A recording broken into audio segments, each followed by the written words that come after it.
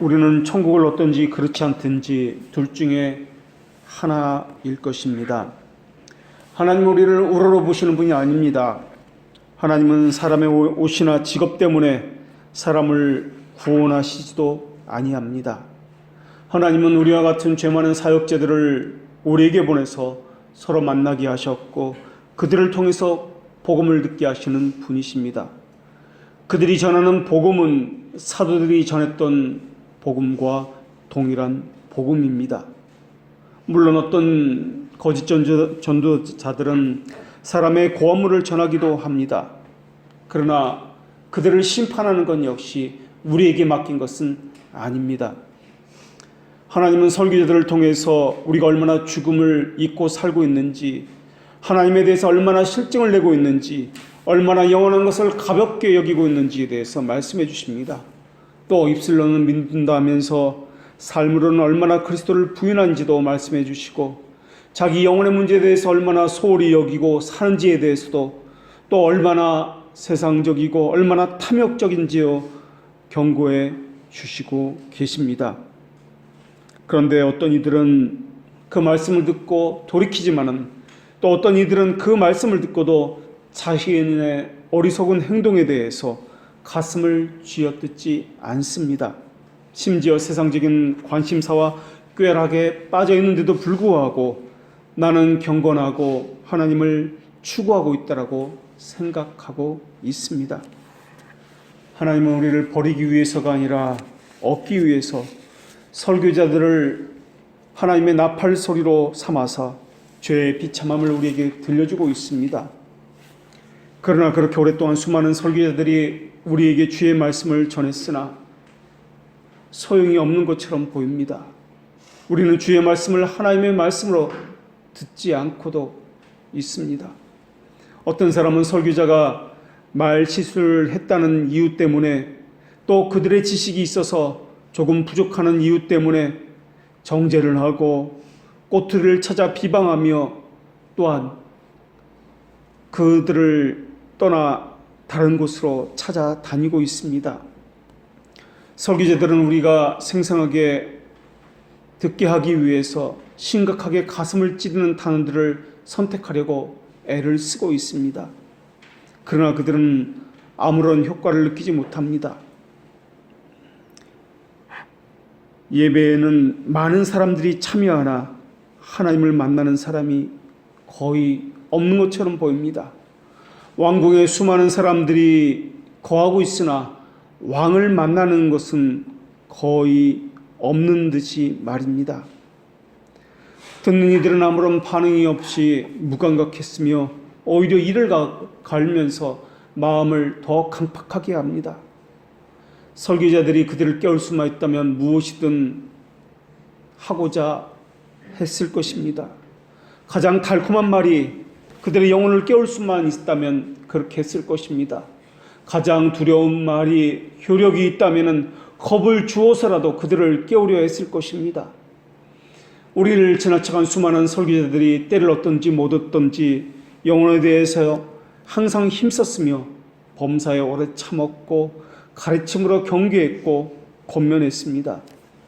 주님께서는 주님의 안타까운 심정을 설교자에게 부어주셔서 귀를 막고 듣지 않으려는 이들에게 또한 말씀에 대해서 대적하고 후벼파는 쇠꼬챙이처럼 하는 이들에게나 또한 단단한 바위처럼 말씀에 튕겨나가는 이들에게나 그 누구에게든지 동일한 복음을 전해왔습니다.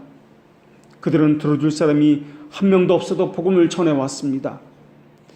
지상의 번영을 찾는 데 모든 시간을 다 쏟아내면서도 주님의 말씀에 순종할 시간이 없다고 귀를 막는 이들에게도 설교자들은 그들에게 복음을 전했습니다.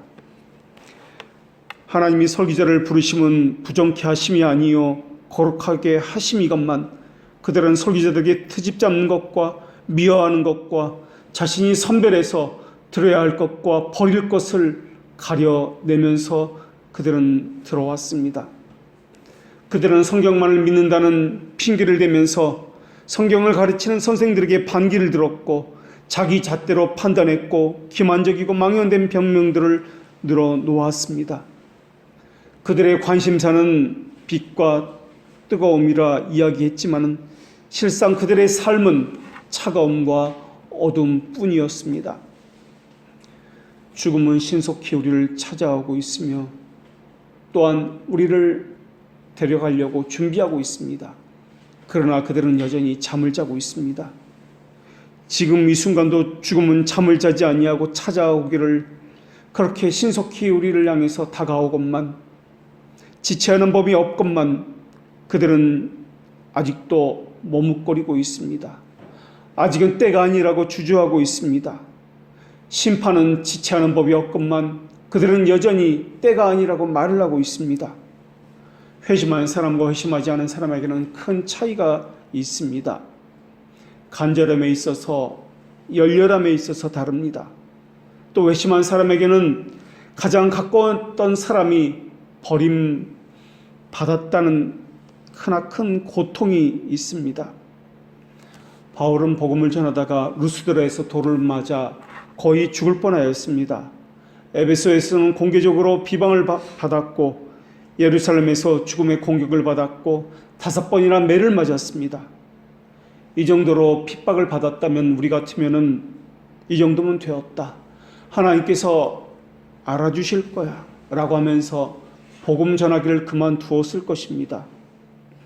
모든 사람들의 반대가 있었고 핍박이 있으면 이건 하나님의 뜻이 아닐 거야 라고 생각했을지도 모르겠습니다. 거기다가 불신자들은 죽어있는 교인들을 우러러보는 성향이 있습니다. 그리고 살아있는 성도에게는 무자비한 핍박을 가하는 성향이 있습니다.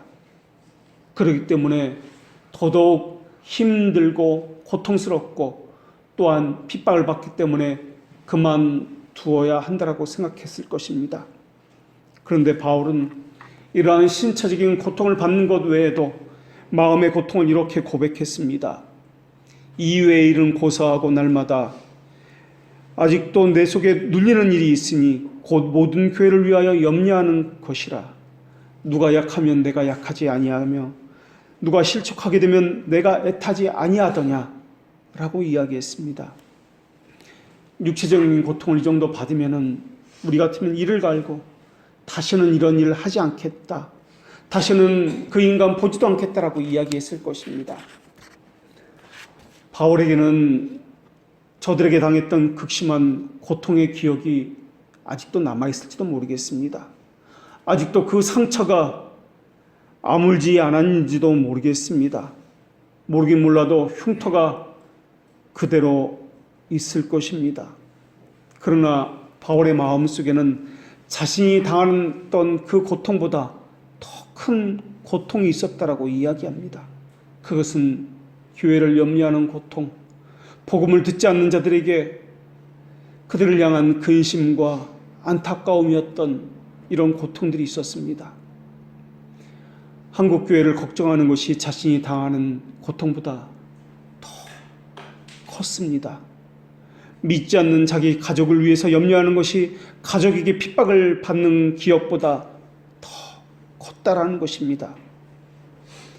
믿지 않는 사람들은 자신만이 아니라 다른 사람까지 고통스럽게 만듭니다. 믿는다고 하면서 목회자에게 근심과 염려를 끼치는 사람도 너무나 많이 있습니다. 한 가족 안에도 죽은 자와 산 자가 함께 있습니다. 교회 안에서조차 그러하니 더 이상 무슨 말을 하겠습니까? 핍박은 사실 믿는다고 자부했던 바리새인들에게 더 많이 받았던 것이 바울이었습니다. 바리새인들은 살아있다고 생각했으나 실상은 죽어있는 이들이었습니다. 그러한 사람들이 이 가운데 있을지도 모르겠습니다. 그런 죽어있는 사람이 우리 가족 가운데 있을지도 모르겠습니다. 어떻게 그들을 구원할 수 있단 말입니까? 이것은 우리 힘으로 되는 일이 아닙니다. 생명에 관한 일은 울어도 되지 아니하며 돈이 있다고 되는 것이 아닙니다.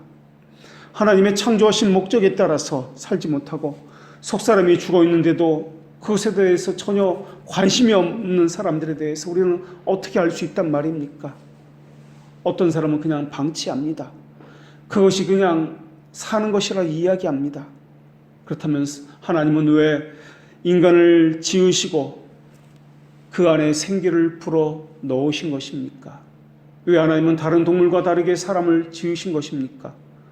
왜 하나님은 생명을 영혼과 육체가 결합하도록 그렇게 지으신 것입니까?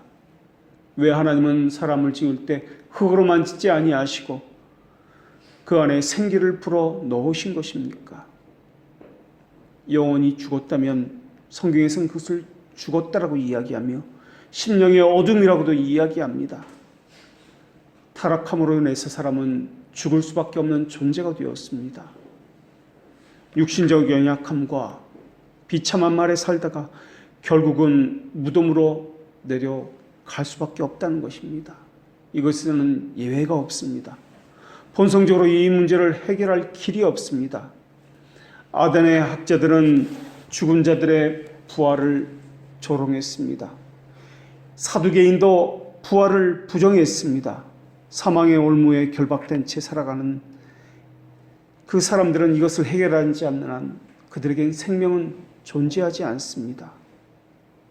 교회 다닌다고 하나 영혼이 죽어있는 자가 너무나 많이 있습니다. 죽음은 그 사람에게 천국 문이 아니라 지옥의 문을 열어줄 것입니다. 그래서 설교자는 다시 설교하지 못할 것이라는 절실함을 가지고 설교를 합니다. 죽어가는 사람에게 죽어가는 사람의 심정으로 설교를 합니다. 성경은 우리에게 가장 나은 삶의 방식이 무엇이고 가장 고상한 경험이 무엇이고 가장 영광스럽게 죽는 것이 무엇인지를 가르쳐주고 있습니다. 삶과 죽음에도 하나님의 뜻이 들어있는 것처럼 인간들이 맺는 모든 관계 속에 그 관계를 허락하신 하나님의 뜻이 담겨져 있다는 것입니다. 부모와 자식 간의 관계, 친구와의 관계, 직장 동료와의 관계들은 그냥 어쩌다 보니 주어진 것들이 아닙니다. 하나님은 그런 관계를 맺게 해 주신 것입니다. 그리고 그 속에서 무언가를 배우게 하셨고 또한 무언가를 뜻하신 것이 있음을 우리에게 알려주고 계십니다. 사람은 서로 망가지고 부족한 부분들에 대해서 핥히기도 합니다. 그리고 또 서로에게서 배울 것을 찾기도 합니다. 그러면서 철이 철을 날카롭게 하듯이 서로를 단련하기도 합니다. 그리스도인은 그러나 말씀으로 태어난 사람들입니다. 그리고 말씀으로 양육되어지는 사람들입니다. 그러나 사탄은 한 가지 사실을 말하기 위해서 온갖 이성을 동원하고 있지만은 신자는 그 반대를 말하기 위해서 오직 성경을 의존하고 있습니다. 온 식구가 하나님을 믿는다 할지라도 믿음의 하나됨은 쉽게 이루어지지 않고 있습니다. 하물며 온 식구가 함께 하나님을 믿지 않는 상황이라면 어찌 하나됨이 있을 수 있겠습니까? 그들은 영원한 세상에 들어가는 것이 무엇인지 심각하게 생각해 본 적이 없습니다. 영적인 존재에 대해서, 어떤 것이 참된 진리에 대해서 관심이 없습니다. 그러면서 죽음을 맞이하게 될 것입니다. 우리가 죽음을 위해서 준비할 시간은 너무나 짧습니다. 아침이 되고 저녁이 되고 밤이 됩니다. 이것이 의미하는 바가 무엇입니까? 저녁에 그림자가 임하면은 이제 그 수고를 멈출 때가 됐다는 뜻 아니겠습니까? 우리의 짧은 시간의 많은 부분이 이미 지나가 버렸습니다. 우리 가운데 가장 어린아이다 할지라도 살아온 만큼 시간을 버린 것입니다. 그러나 생명이 선물이듯이 구원도 선물입니다. 우리 힘으로 되는 것이 아닙니다. 바울은 세 가지 주장을 하면서 자신의 간절함을 밝히고 있습니다. 첫째, 내가 그리스도 안에서 참말을 한다고 하면서 긍정으로 자신의 말을 시작합니다. 그리스도 안에서란 말은 개인적이라는 것이 아니라 그리스도 안에 있는 함께 있는 모두를, 교회를 이야기하는 것입니다. 그러면서 두 번째 이야기로 나아갑니다. 두 번째 주장은 긍정을 부정으로 바꿔 말하면서 내가 거짓말을 아니하노라 라고 말을 합니다. 그리고 세 번째 주장은 내 양심이 성령 안에서 나로 더불어 증언한다라고 주장을 합니다. 양심이라는 말은 무엇과 더불어 아는 지식을 가졌다라는 말입니다. 자기 양심에 어떤 지식을 가졌느냐에 따라서 다 다르게 반응하는 것입니다. 사람의 양심은 거짓되고 왜곡되기 쉬우며 문화적인 영향을 받기 때문에 바울은 그것을 차단하기 위해서 진리의 영이신 성령님의 증언이 나와 더불어 증언하고 있다고 이야기하고 있습니다. 바울이 그렇다면 자신이 강력하게 주장하고 있는 것, 죽음을 불사하면서까지 간절하게 소망하고 있는 것이 무엇인가 하는 것입니다. 그것은 그리스도를 거부한 사람들에 대한 구원이었습니다. 이스라엘의 구원, 그것이 그치지 않는 고통이었습니다. 바울은 계속해서 유대인들을 향해서 형제다, 나의 가족이다 라고 이야기하고 있습니다. 자기 형제라고 불리고 있는 그 사람들이 바울에게 어떤 일을 행했는지 바울은 너무나 잘 알고 있습니다. 40에 하나 감한 매를 5번이나 유대인에게 맞았습니다. 3번이나 타고 가던 배가 파선하였고 그로 인해서 일주일을 깊은 바다에서 지냈으며 유대인들에 의해서 옥에 갇히기도 수없이 하였습니다. 강도의 위협과 굶고 춥고 헐벗음과 목마름과 여러 번이나 유대인들에 의해서 죽을 뻔하였습니다. 그 외에도 40인의 결사대가 조직되어서 바울을 죽이기 전에는 먹지도 마시도 잠을 자지도 않겠다고 동맹을 맺으며 바울을 죽이겠다 찾아다니고 있습니다. 그런데도 그들을 향해서 원수가 아니다, 형제다라고 부르고 있습니다. 고륙의 친척이다라고 부르고 있습니다. 자기를 죽이려고 동맹을 맺은 사람들이 어떻게 형제라, 친척이다라고 부를 수 있단 말입니까? 오히려 피해 다니고 그들이 저주를 받아서 끊겨져야 된다라고 그렇게 퍼부어야 되는 것 아니겠습니까? 제임스 패커는 기독교 교양이라는 책에서 그리스도 안에 있을 때는 4가지 일들이 우리 안에서 일어난다라고 이야기했습니다. 첫째는 신자라면 하나님의 말씀과 성령님의 감동함을 받아서 그분의 뜻을 깨닫고 그것을 자신의 사명으로 받아들인다라고 이야기했습니다. 바울에게 사명이 있었습니다. 복음을 전하는 것이었습니다. 그런데 바울에게 가장 비참한 아픔이 있었다면 우리 가족이 믿지 않았다는 것이었습니다. 내 친구, 내 동료, 내 민족이 믿지 않았다는 사실입니다.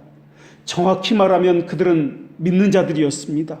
믿는다고 자부하는 사람들이었습니다. 그것도 아주 열심을 내면서 교회에 봉사했던 그러한 사람들이었습니다.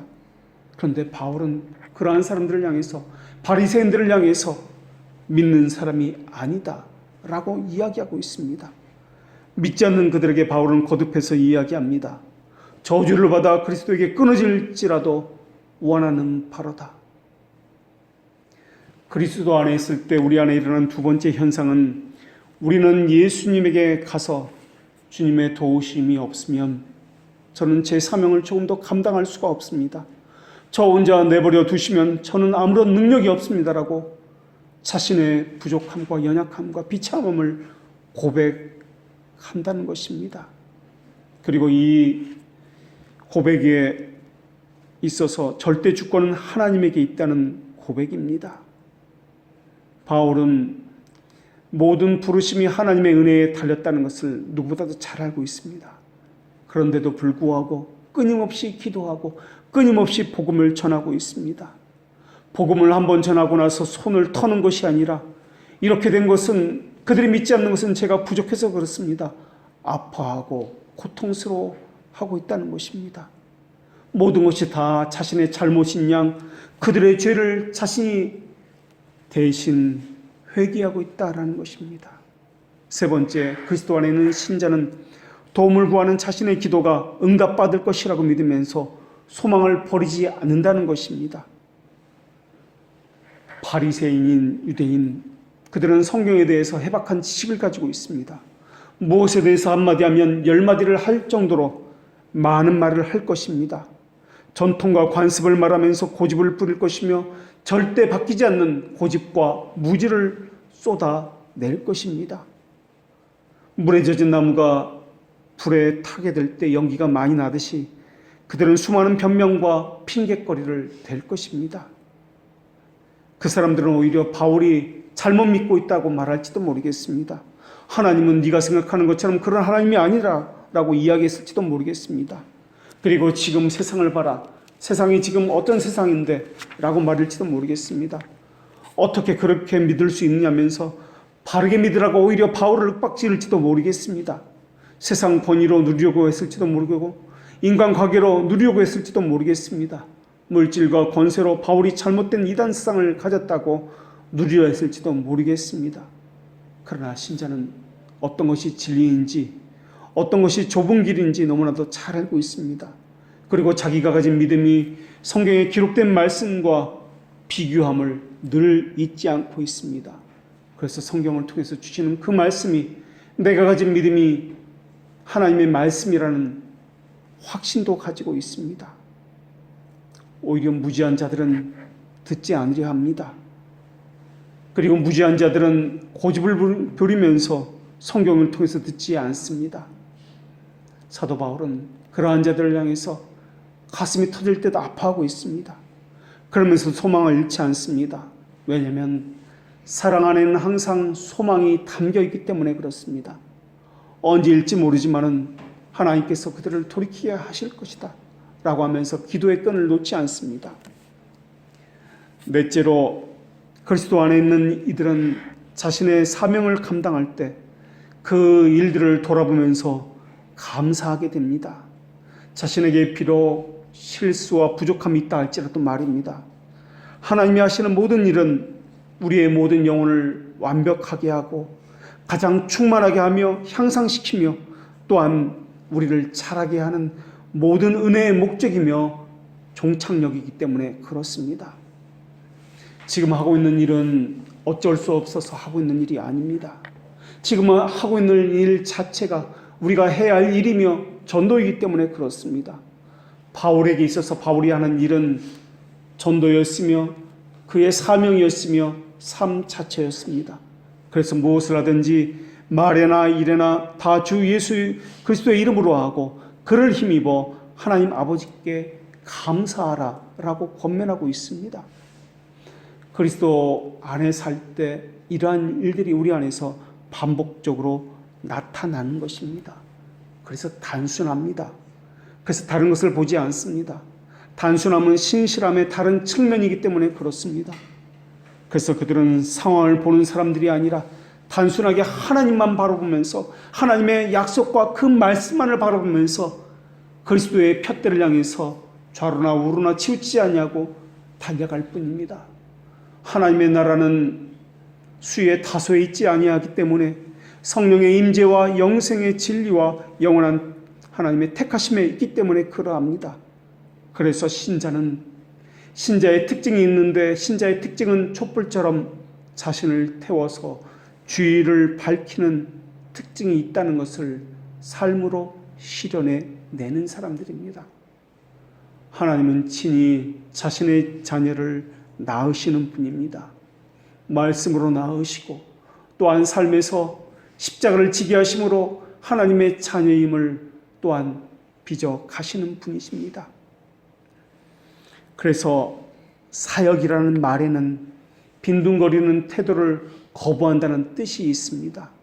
그래서 목회라는 말에는 군림한다는 자세를 금지한다는 뜻이 있습니다. 오늘날 많은 사람들이 교회의 위기를 운운하면서 말씀 외에 다른 방법을 사용해서라도 일단 교회로 끌어모아야 한다라고 주장하는 소리가 적잖이 있습니다. 그러나 말씀을 전하는 것, 또한 말씀을 듣는 것 외에 다른 전도법은 존재하지 않습니다. 말씀을 전하시는 분은 하나님 자신이요, 또한 듣게 하시는 분도 성령님이십니다. 우리는 단지 그 도구로 사용될 뿐입니다. 진리의 영이 역사하심이 없으면, 빛의 비춤이 없으면 생명의 역사는 일어나지가 않습니다. 물론 말씀을 전했다고 모두가 수용하는 것은 아닙니다. 그럴지라도 우리가 힘써야 하며 우리가 해야 할 일은 생명의 말씀을 전하는 일입니다. 그것이 우리의 의무입니다. 십자가는 사람들에게 미련해 보일 것입니다. 그러나 성경은 오직 그것만이 구원의 능력이 있다고 말씀하고 있습니다. 이 세상에 사는 동안에서 예수 그리스도의 사랑의 목이 터져라 외쳤던 사람들은 자신이 먼저 예수 그리스도를 만났던 사람이고 예수 그리스도의 사랑에 불붙었던 그러한 사람들입니다.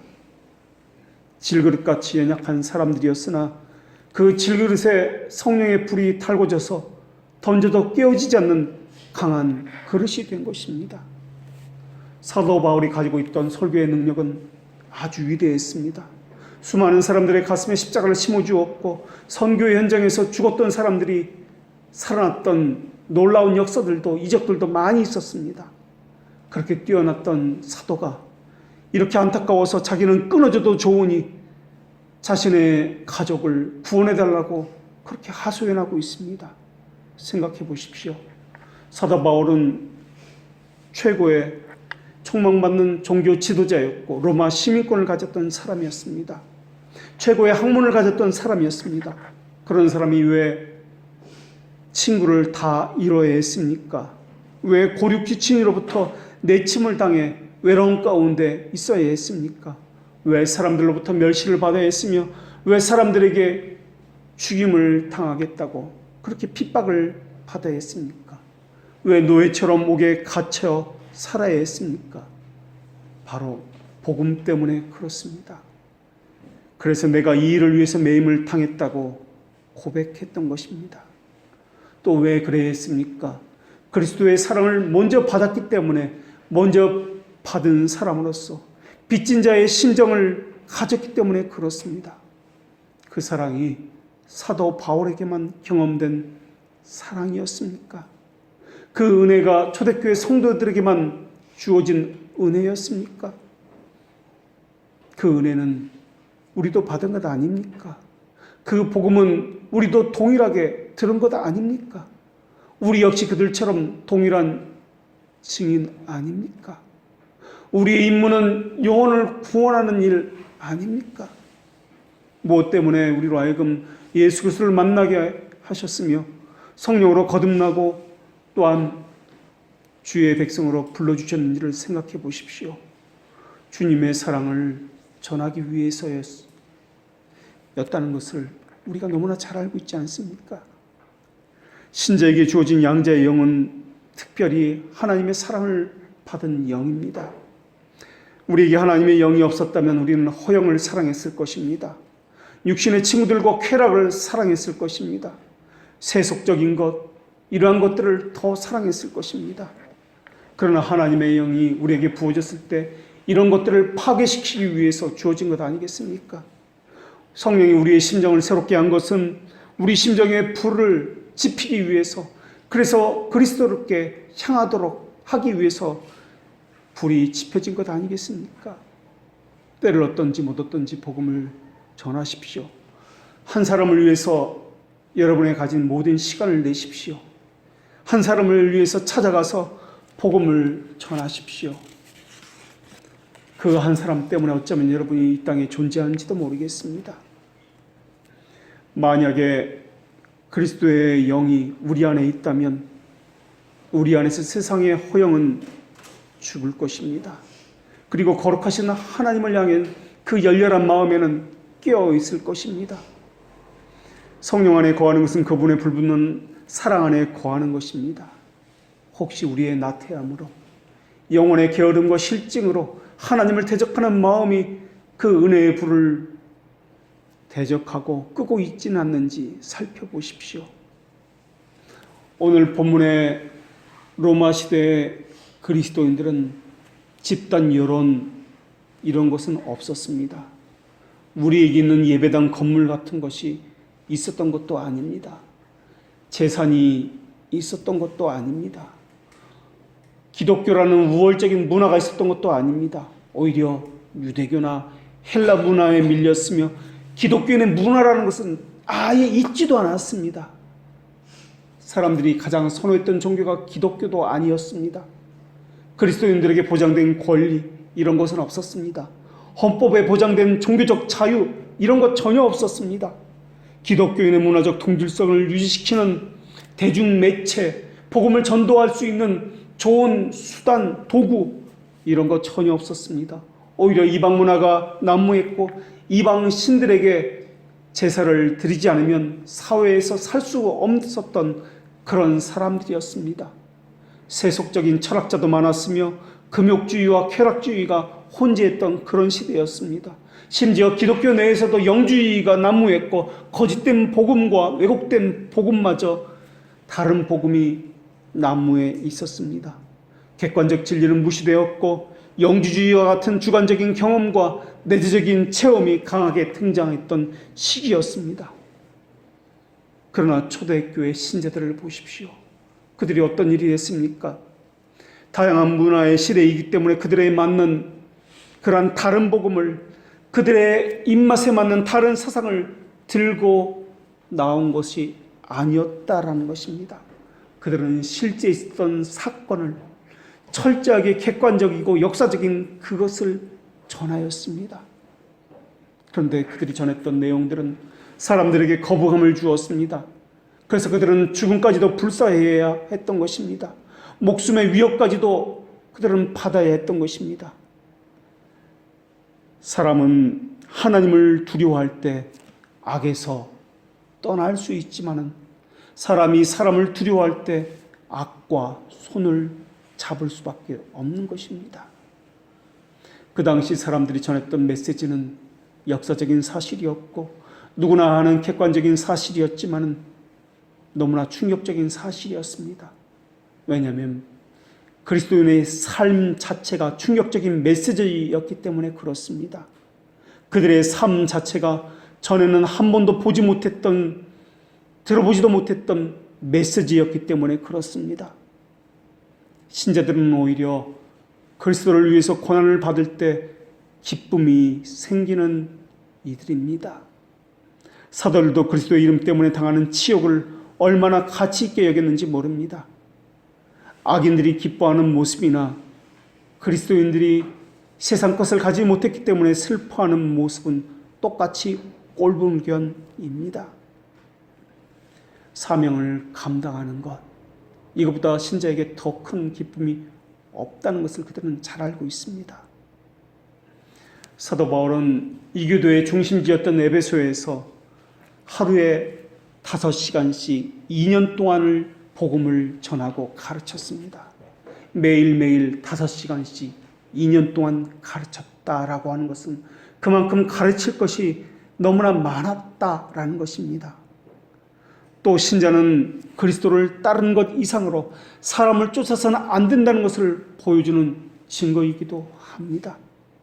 그렇게 수고했고 그렇게 가르쳤는데, 그렇게 눈물로 그들을 가르쳤는데 에베소 교회가 바르게 섰느냐 하면 그것은 또한 아니었습니다. 요한계시록에 보면은 에베소 교회의 모습이 나오는데 아직도 부족한 그들이었습니다. 교회 내에 아직도 거짓 진리가 난무했고 또한 거짓 신자가 있었던 교회였습니다. 하나님은 신자들에게 믿는 증인의 삶을 살라고 말씀하셨습니다. 그리스도인이란 이유 때문에 사자에게 던져질 수 있습니다. 그러나 그들은 침묵하는 사람은 성도가 아니라는 것을 잘 알고 있었습니다. 그래서 그들은 죽음 앞에서 나는 그리스도입니다 라고 증인의 삶을 살았던 것입니다. 무엇이 있어서가 아닙니다. 그들은 단지 그들의 삶으로 그들이 누구인지를 보여줬던 것입니다. 그렇다고 당시에 다양한 문화가 있었지만 하나님께서는 그들의 다양한 문화와 섞여서 교회를 그들이 편하게 들어오도록 만들라고 말씀하신 적은 단 한 번도 없습니다. 초대교회 교인들은 예배당이 건물이 우리에게 없다고 비탄에 빠지지도 않았습니다. 물질이 없어서 교회를 더 이상 운영할 수 없다는 말도 하지 않았습니다. 교인이 너무 적기 때문에 예배를 더 이상 할 수 없다는 말도 하지 않았습니다. 성도들은 하나님께서 숨겨놓은 자들이기 때문에 하나님의 비밀을 맡은 자들이기 때문에 그들은 하나님만을 바라보고 살았습니다. 하나님께서는 그들을 택하시고 이렇게 말씀하셨습니다. 나 여호와가 말하노라. 너희는 나의 증인 나의 종으로 택함을 입었나니 이는 너희가 나를 알고 믿으며 내가 그인 줄 깨닫게 하려 함이라. 그러므로 너희는 나의 증인이요 나는 너희의 하나님이니라. 우리의 아버지는 아담입니다. 우리의 할아버지는 흙입니다. 우리의 증조 할아버지는 아무것도 없는 무입니다. 하나님께서 우리를 택정하셨다면 그 아무것도 없으면서 또 흙에서 우리를 택하여 빚으셨다면 결코 헛되이 우리를 이 세상에 보내지 않으셨을 것이다 라는 것입니다. 오늘날 사람들은 합리적인 사고를 찾고 효율적인 방법과 도구를 찾고 있습니다. 유대인들이 이적과 표적을 체험을 구하는 것처럼 헬라인들은 삶의 지혜를 찾고 성공하는 방법을 찾는 것처럼 말입니다. 그러나 그리스도인들은 십자가의 도를 그리워하고 있습니다. 예수님께서 공생의 일을 시작하기 전에 사단의 시험을 받으셨습니다. 그 시험은 사람들에게 하나님의 아들임을 눈에 보이도록 입증하라는 시험이었습니다. 사람들에게 먼저 인정을 받은 이후에 그 다음에 복음을 전하면 복음이 빨리 전해질 것이다 라는 것이었습니다. 명예와 권력을 가진 다음에, 부를 먼저 가진 다음에 그 다음에 복음을 전하면 더 효과적으로 전해질 것이다 라는 유혹이었습니다. 그때 예수님께서는 하나님의 입으로 나오는 모든 말씀으로 살 것이다, 주 너의 하나님께 경배하고 다만 그분을 섬기라라고 그 모든 시험을 이기셨습니다. 예수님께서 우리에게 주신 명령 가운데 가장 커다란 명령이 너희는 만천하에 다니며 복음을 전파하라는 지상 명령이었습니다. 지상 명령이라는 것은 가장 높은 위치에 있는 명령이라는 말입니다. 그런데 어떤 사람들은 하나님을 잘 믿는다고 스스로 자부하면서도 불구하고 복음 전파에 대한 부채의식이 전혀 없는 것처럼 보입니다. 그러면서 복음을 전하면 뭐하냐고, 그들의 마음이 워낙 강팍하기 때문에 그들은 하나님의 복음을 받아들이지 않는다고 이야기합니다. 또 어떤 사람은 아직 하나님의 때가 이르지 않았기 때문에 그 때가 되면은 그때 전하겠다고 이야기합니다. 그렇지 않습니다. 우리는 단지 전하도록 부름을 받은 사람입니다. 바울에게는 자신의 가족, 친척, 직장 동료들, 민족, 이러한 사람들에 대해서 고통이 있었습니다. 견딜 수 없는 고통이었습니다. 그래서 자신의 목숨과 바꾸자고 하나님 앞에 기도하고 있습니다. 사도 바울만 이런 은혜를 받았습니까? 우리도 주님의 동일한 은혜를 받은 사람 아닙니까? 십자가에서 자기를 버리신 예수 그리스도의 그 고난이 누구에게는 더 큰 고난이고 누구에게는 적은 고난이고 이렇게 차별이 있는 고난입니까? 아니지 않습니까? 주님의 사랑이 우리에게 물려왔을 때 우리 역시 예전에는 복음을 전하지 않고는 견딜 수 없는 불붙는 마음이 있지 않았습니까? 어떤 사람의 얼굴이 떠올랐고 그 사람 때문에 밤잠을 자지 못하며 눈물을 흘리며 기도하지 않았습니까? 신앙생활이라는 것은 개인의 것이 아니란 뜻입니다. 항상 우리를 생각해야 한다는 뜻입니다. 신앙이 깊어진다는 것은 그 우리가 점점 확대되어 간다는 뜻입니다. 사도 바울의 형제라는 것은 가족, 그리고 교회와 민족, 이방인에게까지 확대되어 나갔습니다. 사도 바울은 저주를 받는다는 것이 어떤 의미인지 너무나 잘 알고 있습니다. 예수 그리스도에게서 끊겨진다는 것이 어떤 것인지 잘 알고 있습니다. 그런데도 불구하고 친지와 가족들의 구원과 그것을 맞바꾸자라고 이야기하고 있습니다. 이것은 나는 하나님이 없어도 좋다는 말이 아니라 자신의 고육지친과 형제가 구원을 얻을 수 있다면 나는 그것을 차라리 택하겠습니다 라고 하는 간절함에서 나온 것입니다. 사람들에게 가족을 사랑하느냐고 물은다면 사랑한다고 말할 것입니다. 가족을 위해서 기도하느냐고 묻는다면 그들은 기도한다고 말할 것입니다. 가족이 구원받기를 간절히 원하냐고 묻는다면 그들은 간절히 원한다고 대답할 것입니다. 그렇다면 이 질문에 대해서는 그들은 어떻게 대답할까요? 그들이 구원받는다는 조건으로 하나님이 당장 우리의 목숨을 지금 취하여 가신다면 그래도 그렇다라고 대답할 수 있느냐 하는 것입니다. 사도 바울은 지금 당장 그렇게 해주십시오라고 대답하고 있습니다. 가족이 믿지 않는데도 불구하고 내버려 두는 이유는 그것이 그 사람에게 최대의 소원이 되지 않기 때문에 그렇습니다. 여기에 가족 대신 교회를 넣어도 좋고 민족을 넣어도 좋습니다. 예수님께서 다 이루셨다라고 말씀하신 것은 많은 이적을 베풀 때 그 말씀하신 거 아닙니다. 없는 것에서 떡을 만드실 때, 그래서 사람들에게 먹이실 때, 또 사람들이 예수님을 왕으로 삼으실 때 다 이루셨다라고 말씀하는 것이 아니었습니다. 십자가에서 숨을 거두실 때야 비로소 다 이루었다라고 말씀하셨습니다. 다 이루었다는 것은 죄인들의 구원을 위한 은혜를 이야기합니다. 그것처럼 우리 주님은 우리에게 자기 십자가를 지고 나를 따르라고 말씀해 주셨습니다. 십자가를 진다는 것은 자기 죽음을 의미합니다. 각자에게 자기 십자가가 있을 것입니다. 어떤 이에게는 믿지 않는 부모일 것이고 어떤 이에게는 깨어지지 않는 자아일 것입니다. 각자 하나님께서 생각나게 하시는 사명이 있을 것입니다.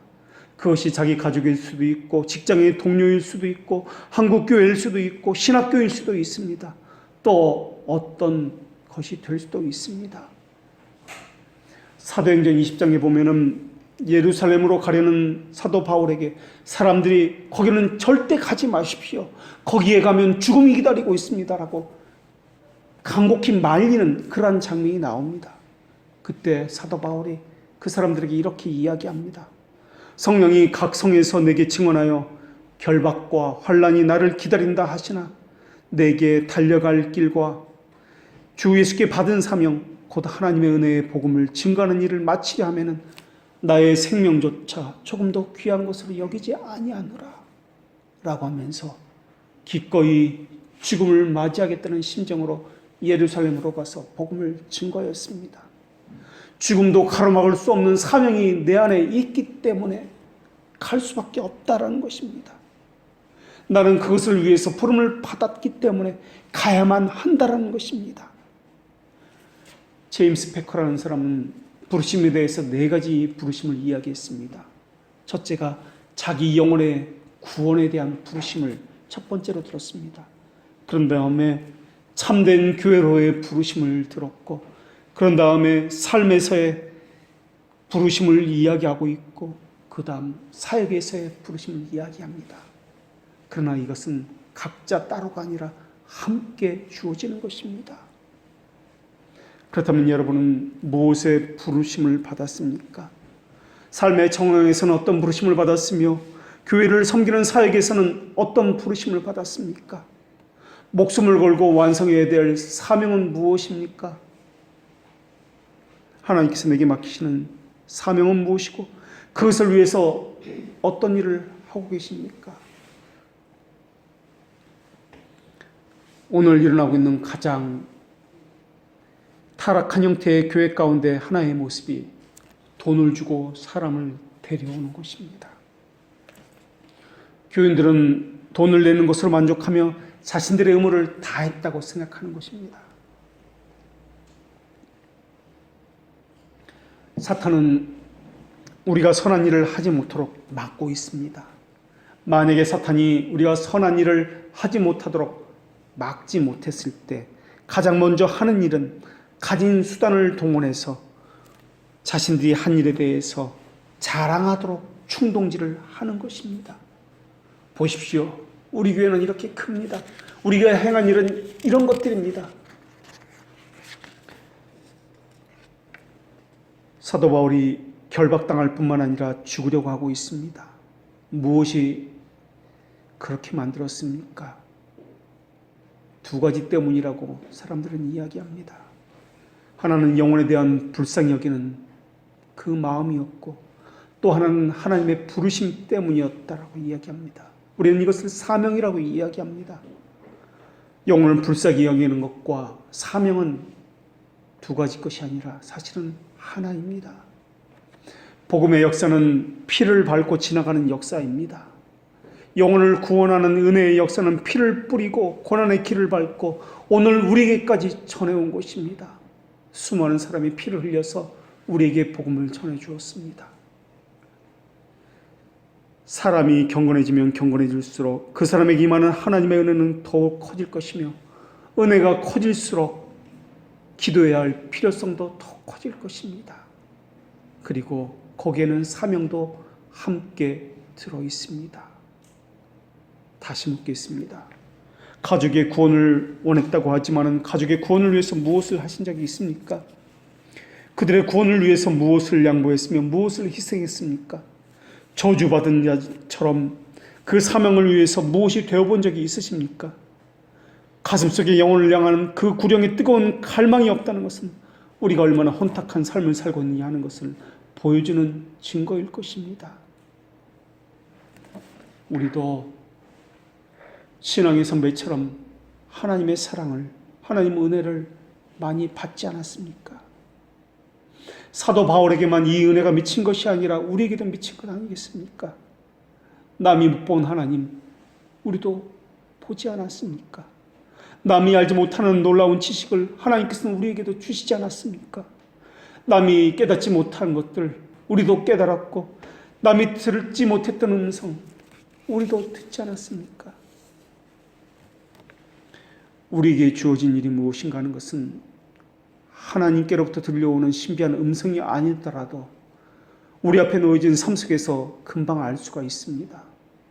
아픔이 있는 것, 눈을 감으면 생각나는 것, 그것만 생각하면 눈물이 나서 견딜 수 없는 통증이 있는 것, 그것이 바로 우리의 사명입니다. 진리를 잃어버린 한국교회만 생각하면 가슴이 저리고 눈물이 난다면 그것이 사명입니다. 교인이 없고 물질 때문에 호덕이는 우리 교회만 생각하면 가슴이 먹먹하고 통증이 느낀다면 그것이 그 사람의 사명입니다. 외부적으로 드러나는 것이 아니더라도 내부적인 것이 있을 수도 있습니다. 하나님의 영광을 위해서 자신의 성격적인 결함과 부족 때문에 아파하는 것, 이것이 하나님 앞에서 이루어져야 할 사명일 수도 있습니다. 그러나 사명을 간직하며 열렬하게 간절하게 사는 사람보다도 그 사명을 잃어버리고 사는 사람들이 더 많이 있다는 사실이 오늘 우리에게 주어진 현실이라는 것입니다. 사명이 없는 사람의 삶은 일락에 빠진 삶과 동일합니다. 일락에 빠졌다는 것은 술 먹고 놀러다니고 하는 것만을 이야기하지 않습니다. 교회에 대한 아픔, 하나님을 거역한 사람으로 인한 그 애절함, 진리를 거스르는 내 자신에 대한 슬픔, 이것이 없다면 일락에 빠진 삶을 사는 것입니다. 그리스도를 위해서 통하는 것이 없다면, 가슴 먹먹한 그 아픔이 없다면 모두 일락에 빠진 사람입니다. 그런 삶에 향해서 죽은 자의 삶이다라고 이야기합니다. 이런 사람에게는 하나님의 은혜가 아무런 의미가 없을 것입니다. 면류관을 얻기 위해서 달리는 사람은 쓸데없이 만일의 경우를 생각하지 않습니다. 그러나 이들은 수많은 생각으로 향방 없이 생각이 치달을 것입니다. 그러나 신자의 삶은 그렇지 않습니다. 오직 단순하여 한 가지만을 생각합니다. 그리스도를 위해서 일하는 것은 항상 희생과 수고가 따르게 되어 있습니다. 그러나 사명을 감당하는 사람은 그것을 희생이라 여기지 않습니다. 수고라 여기지 않습니다. 그 사람에게 얼마나 수고가 많으시냐고 물어보면 아무리 돌아봐도 수고한 것이 없는 것 같은 생각이 들 것입니다. 오히려 자신의 이름이 나면 부끄러워질 것이고, 오히려 사람들이 나를 알아주면 창피하고 부끄러워서 내가 한 것은 죄밖에 없다는 생각 가운데 있게 될 것입니다. 그러면서 다른 사람도 이 정도는 다 할 것이라고 생각할 것입니다. 오히려 내가 할 수 있다는 것이 하나님의 은혜요 감사라고 생각할 것입니다. 그래서 그 사람에게 주어진 것이 크던 작던 어렵던 쉽던 그것은 중요한 것이 아닐 것입니다. 그 모든 일은 하나님께로부터 주어졌기 때문에 엄청난 가치가 있을 것입니다. 우리는 병이 있기 때문에 더욱 튼튼해진다는 것을 알고 있습니다. 가난 때문에 부유해지고 약함 때문에 도리어 강해지는 사람들입니다. 므낫세는 부유하고 평안했을 때는 만나지 못했습니다. 하나님을 만나지 못했던 그 므낫세가 고통 속에 있을 때 비로소 만나게 되었습니다. 가난과 고난은 교만을 제거하는 좋은 하나님의 도구입니다. 하나님은 여러분에게 각자의 사명을 주셨습니다. 사명을 명하신 분은 하나님이십니다. 하나님은 어떤 사람은 선교지에 두셨고 어떤 사람은 일터에 두셨습니다. 어떤 사람은 가정에 두셨고 어떤 사람은 그 사람을 학교에 두셨습니다. 그리고 우리 모두 한 교회에서 만나게 하셨습니다. 하나님의 은혜가 유지될 동안에는 이 사명도 계속 살아있을 것입니다. 각자 있는 그곳에서 해야 할 일이 있을 것이며 신앙생활의 목표는 분명할 것이며 최선을 다해서 성취하고 싶은 열망이 있을 것이며 하나님을 의지하고 싶은 끊임없는 솟아나는 간절함도 있을 것입니다. 그때 사명은 항상 우리에게 뭔가를 이야기할 것이며 우리의 모든 것을 쏟아부으라고 요구할 것입니다. 그러나 내 힘으로는 절대 안 되는 것이 또한 사명입니다. 그래서 필요한 것이 하나님의 은혜입니다. 은혜가 충만할 때는 그래서 사명이 늘 살아있을 때입니다. 그래서 늘 주님을 의지하려는 마음이 생기고 그래서 열렬하게 하나님을 바라보려는 간절함도 생기는 것입니다. 여러분 가족 중에 믿지 않는 사람이 있어서 여러분의 마음에 늘 눈물이 흘리게 하는 사람이 있을 것입니다. 다른 사람이 예수 믿었다는 소식만 들으면 가슴이 미어지는 사람도 있을 것입니다. 여러분 가운데 교회만 생각하면 가슴이 먹먹한 사람이 있을 것입니다. 어떤 교회가 잘 되었다는 소식만 들으면 어떤 교회에 부흥이 있다는 소식만 들으면 가슴이 미어지는 사람도 있을 것입니다. 그런 반면에 어떤 사람은 사명을 잃어버린 사람도 있을 것입니다. 생각나는 것도 없고 껍데기와 형식만 남은 사람도 있을 것입니다. 우리가 은혜 받았을 때 아골골짝 빈들에도 복음 들고 가오리다. 이름 없이 빛도 없이 감사하며 섬긴다고 이야기했습니다.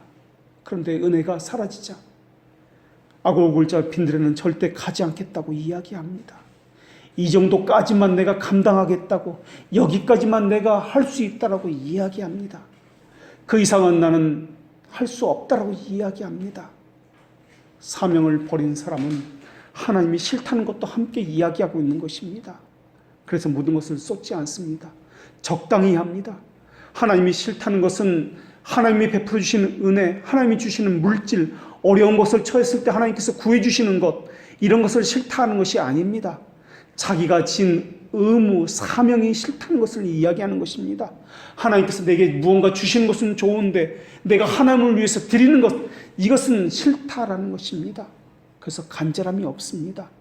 그래서 인격적으로 하나님을 만나는 은혜의 방편들이 싫은 것입니다. 영혼의 실증이 가득 차서 그저 이 시간만 빨리 지나가라 라고 하는 것입니다. 이것이 죽은 자들의 모습입니다. 그래서 요나처럼 여호와의 낯을 피하여 도망가고 있습니다. 사명은 언제든지 회피할 수 있기 때문에 그렇습니다. 요나도 욥바로 도망을 갔습니다. 도망갈 때 돈도 있었습니다. 마침 배도 있었습니다. 태풍이 불었지 않았습니다. 순풍이 있었고 날도 좋았습니다. 배를 타자마자 풍랑이 있어서 배가 출항하지 못했다면, 배가 출발했을 때 해적을 만나서 다 털렸다면 못 갔을 것입니다. 그런데 요나는 아주 편안히 배를 타고 갔습니다. 하나님은 인간들이 자신의 뜻을 이루도록, 자기 뜻대로 행하도록 내버려 두십니다. 여기도 어떤 분은 요나처럼 여호와의 낯을 피하여 지금 욥바로 내려가고 있는 사람도 있을 것입니다. 또 배를 타고 가면서 바닷바람을 맞으면서 기분 좋게 낮잠을 즐기면서 가는 사람도 있을 것입니다. 만약에 주님이 주신 행복이 아니라면 잠시 후에는 쓰디쓴 열매를 맛보게 될 것입니다. 사명의 자리를 떠나게 되면 강팍하고 패역한 사람이 될 것입니다. 이들은 끊어질지라도의 신앙을 가진 사람이 아니기 때문에 위선과 가식으로 종교 생활을 영위할 것입니다. 그러나 기억하십시오.